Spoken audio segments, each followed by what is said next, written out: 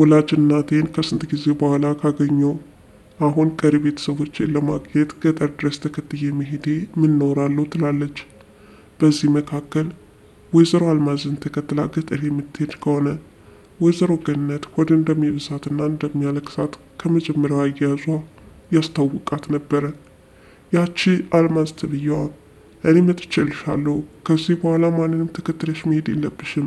ወይዘሮ ገነት እንባ ሲተናነቃትና ከዚህ በኋላ ብሌንን እንደማታገኛት ስታስብ ክፉኛ ስትጨናነቅ ነበረ።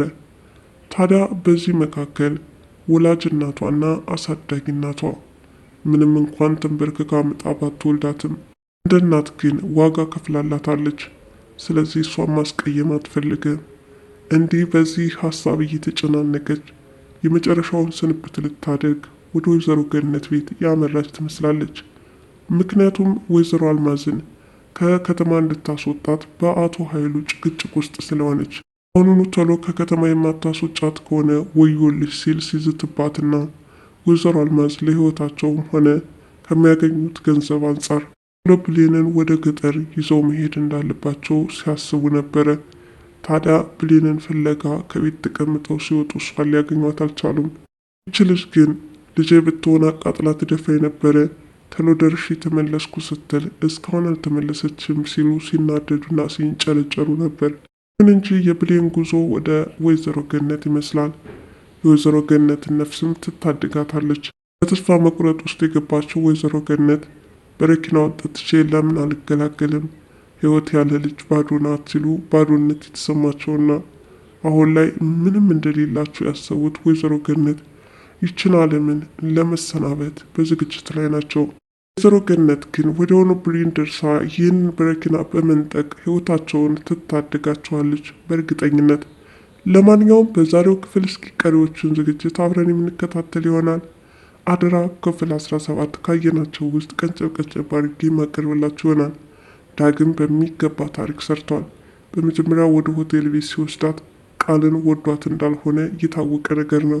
ሊሰራላትና ወጥመድ ውስጥ አስገብቶ ሊያስለፈልፋት እንደሆነ ድሮም ተጠራጥሬ ነበረ። ምክንያቱም እያንዳንዱ ሴራ ብሌን እንድትጠላውና በእሷ አመለካከት ግን በጣም መጥፎ ሰው ነው ብላ እንድትስለው ያስደረገች እሷ እንደሆነች ካወቀ በኋላ ነው እንግዲህ ቀጥታ እንደሚወዳት በማስመሰል ወደ ሆቴል ቤት ወሰዳት። ነገር ግን ቃል ጠጥታ ስትዝረከረክ እያንዳንዱ ሚስጥሮች አፈንድተዋለች። ይህን ሚስጥር ደግሞ ስልኩን ክፍት በማድረግ አንድ ባንድ ቃሏን ይለቅም ነበረ። በማስመሰል የመጣችው ወይዘሮ አልማዝ ገንዘብ ተገዝታ እውነተኛ እናትሽ ነኝ፣ ወደ ገጠር ይዤሽ እሄዳለሁ፣ ቤተሰቦችንም አስተዋውቃለሁ እንዳለቻትና ከአቶ ባህሉ ጋር ተመካክረው ይህንን እንዳደረጉባት ስትለፈልፍ በሞባይሉ ሰንዶ ይዟል። እንግዲህ ከዚህ በኋላ ነበረ ነገሮቹ እንዲቀያየሩ ያደረጋቸው። ወይዘሮ አልማዝና አቶ ባህሉ ሲያወሩ የደረሰችባቸውና በተለይ ደግሞ ሴቭ የተደረገው ስልክ ባህሉ እንደሆነ ስታይ ሌላ ሰው ለማስመሰል ብትሞክርም ብሌን ግን ራሱ አቶ ባህሉ እንደሆነ ደርሳበታለች። ታዲያ በዚህ አማካኝነት እኔ ግን ይሄ ሰውዬ አቶ ባህሉን የሚመስለኝ አጎትሽ ነው አለችኝ እንጂ በፍጹም ከአቶ ባህሉ ጋር ተመሳስሎብኛል፣ እንዴት ሊያገናኛቸው ይችላል እያለችም ሁለታቸው መካከል አንዳች ሚስጥር እንዳለም እየተጠራጠረች ነው። ሆኖም እንግዲህ ብሌን በዚህ አማካኝነት ምናልባትም የገጠር ጉዞዋ ሊሰናከል ይችላል። የመጀመሪያው ሊሰናከልበት የሚችለው የዳግም ማጋለጥ ነው። ዳግም እንግዲህ ቀጥታ የቃልን ንግግር በሞባይል ሰንዶ ይዞ ከመጣ በኋላ ወይዘሮ አልማዝ ብሌንን ከከተማ ይዘው ለመውጣት በአቀዱበት ሰዓት እንግዲህ እዛ ሶፋ ላይ ቁጭ ብለው ብሌንን እየተጠባበቋትና ልብሶቿን አዘጋጅታ እስከምትወጣ ድረስ እየቸኮሉ ያሉት ወይዘሮ አልማዝ ወዲያውኑ መጥቶ ነገሩን አክሽፎባቸዋል። አንቺ ነሽ እናት ተብዬዋ ሲልም ክፉኛ ሲናገር ወይዘሮ አልማዝ ክፉኛ ተደናግጠዋል። በዚህ መካከል ቃል መልበትበት ትጀምራለች። እያንዳንዱ የነገረችውንና ስለፈልፍ የነበረውን ስታስታውስም ነበረ። ሆኖም አንዳች ስህተት እንደሰራች ሲገባት እባክህን ዳግም ነገር ታበላሻለህ፣ ይህ ለእኔና ላንተም አይጠቅምንም፣ ከፈለክ ደግሞ የፈለግከውን ያህል ገንዘብ ይሰጥሃል ስትል ብሌንን ለመሸጥ እየተስማማች ትገኛለች። ቢሆንም ግን የቃል እቅድ ሙሉ በሙሉ ይከሽፍባታል። እንግዲህ በወይዘሮ አልማዝ የብሌንን የልጅነት ትውስታ አንድ ባንድ ስትተርክና ከየት አምጥታ ነው ግን እች ሴትዮ በጣም መጫወት ትችላለች እያለች ነገር ግን የምትታርከው ትረካ ከልጅነቷ ጋር ምንም የተያያዘ እንዳልሆነና አንዳንድ ክፍተቶች እንደነበሩ ስትናገር ቃል ታደንቃት ነበረ። እንዴት ነች ሴትዮ ግን መቼ የሰማችውን ነው የምትታርከው? በጣም የምትገርም አሮጊት ናት እያለች እያደነቀቻትና አሁንም ቢሆን ወይዘሮ አልማዝ የተሰጡትን ካራክተር በደንብ መጫወት ይችላሉ። እናት እንዳልሆንሽ አውቃለሁ፣ ነገር ግን እናት መምሰል መቻልሽ በጣም አስገርሞኛል። እኔ ያንቺ ሚስጥረኛና ወዳጅ ነኝ ስትልም ልትቀርባት እየሞከረች ይህንን ደስታ አጣጥማ ሳትጨርስ ግን ለወይዘሮ ሰላም ቃል የተናገረችውን ሪከርድ ሊያሰማትም መንገድ ላይ ነው። ለማንኛውም ይህንን ሪከርድ ወይዘሮ ሰላም ስትሰማ ምናልባትም ብሌን ልጇ እንደሆነች ትጠራጠር ይሆን? እርግጥ እናትና ልጅ የሚተዋወቁበት ሰዓቱ በጣም ረጅም ይመስላል። አሁንም ሌላ ውስብስብ ችግሮች ሊያጋጥማቸው ይችላል።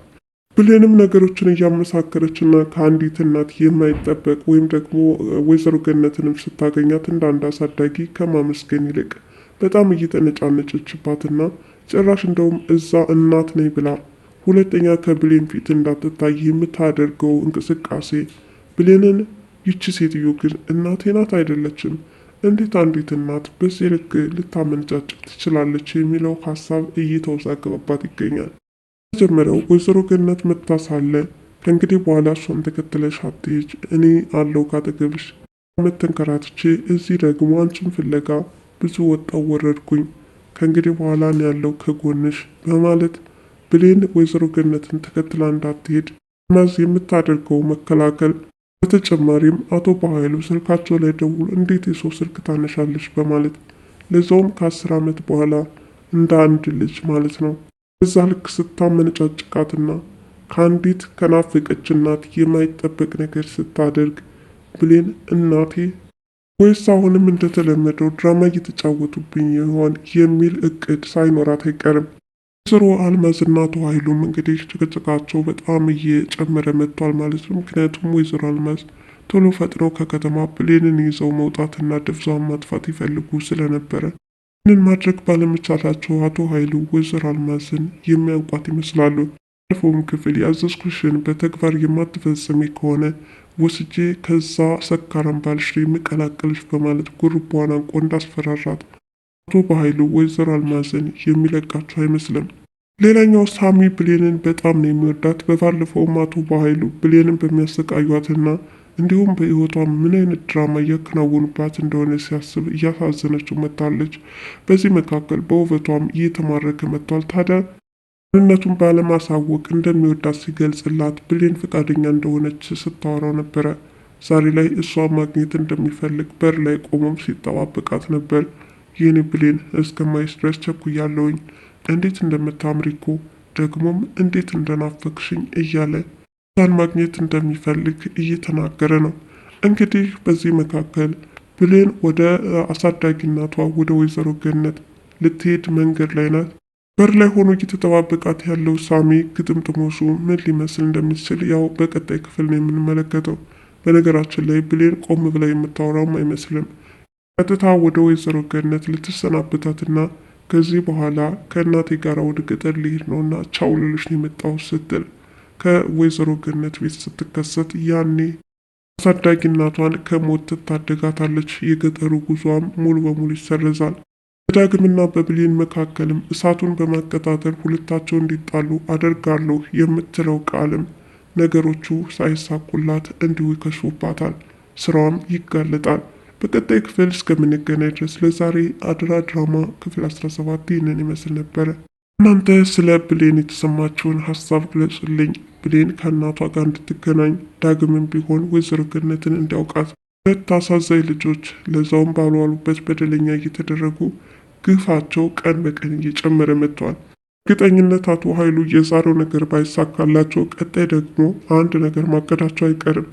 ዛሬ ሐሰተኛ እናት በማቀነባበር ጄነሽ ለ10 ዓመት ለፍቼ ተንከራትቼ ሀብት ንብረቴን ባጣ ቢያንስ አንቺን አግኝቻለሁ መጽናኛ እያሉ በማስተባበል እናት ለመምሰል የሞከሩት ወይዘሮ አልማዝ ሐሰተኛ እናት መሆናቸውን ብሌን ታውቀዋለች ማለት ነው።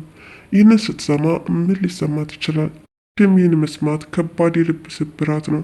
ለማንኛውም በቀጣይ ክፍል እስከምንገናኝ ድረስ ለቻናሌ አዲስ የሆናችሁ ላይክ፣ ሼር፣ ሰብስክራይብ በማድረግ ቤተሰብ እንድትሆኑ በትህትና እጠይቃለሁ። ባይ ባይ።